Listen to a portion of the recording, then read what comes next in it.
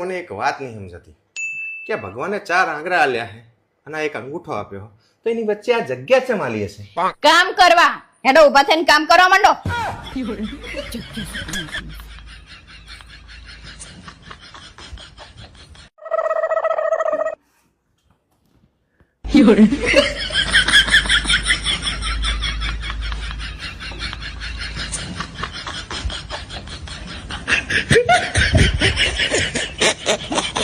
Mummy દાનો આવજો. એ હા આવજો આવજો. ના ના આ નહીં લેવો પણ એવું હાટું ના હોય પણ ના આ રીતે નહીં હો મમ્મી. 500 જો મને આપવાના હોય ને તો મને આપી દે. અલે પણ હું તમને આપી દઈશ પણ ના તું કોઈ દાડો આપતી નહીં. અલે પેલા હું આપી જ દેતી હતી ને તમને આપે એટલે મમ્મી તમને કહી દઉં હું કે ભાગ પાડી મને આપે હાલ આપો નકર હું કઈ જતો નહીં. અલે પણ આવ શું કરો ફોડો શું આવ શું કરો તાણે આપું છું દર વખતે તું તમને તાંબુરા માલે હે નોકરા પૈસા કરો મમ્મી ને હામી એવું બોલાય નોકરા. એમાં મમ્મી અભી હાલ ભાગ પાડી ના લો નકર મારે નહીં હું નહીં જવાનું હોય.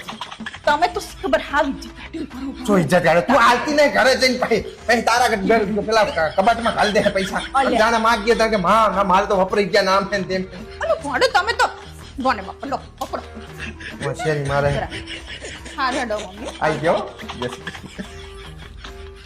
પારુલ હું તને એક વાત કહું. હા કો આપણી માની જાણે નાની હતી અને આપણે બે બાટતા તાન તો શું કહેતી હતી શું કહેતી હતી કે આ તો હિમુ નાની એટલે હું પડી રહી નકે ચાંદની જતી રહેત. હા તે સાચી જ વાત છે ને હું નાની હતી એટલે જ પડી રહેતી. હા તો હવે હિમાની 18 વર્ષની થઈ હવે તો જવાનું કરો.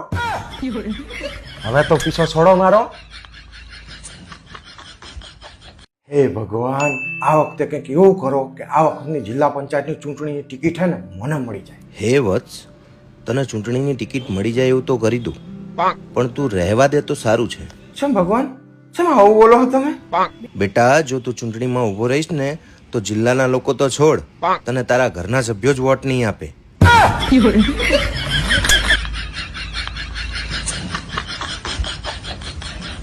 ભાવેશ મેં તમારી જોડે પનીર મંગાવી તું લાય. આપણે બહાર ખાવા જવાનું હે પનીર ની શું જરૂર એમાં? એવું હે કઈ હોટલમાં જવાનું હે?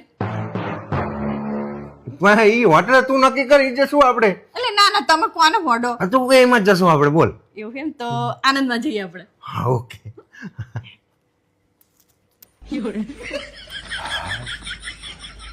Few inches later. મેં તો પનીર મંગાવી જ નતું જેવા ઉલ્લુ બનાય. હે બારું હું શું કહું તને? શું કહો? આ ઈમાની વેકેશન પડી ગયો ને તો તું 10-15 દાડા તા મમ્મી તા જી આય. મારે નહીં જો એટલે ભોડી જાને ભોડી વેકેશન પડી ગયું હોય તો હિમાનીને પૈસા કે મામાને તા જી આવે નહીં. નહીં જો કીધું ને તમને.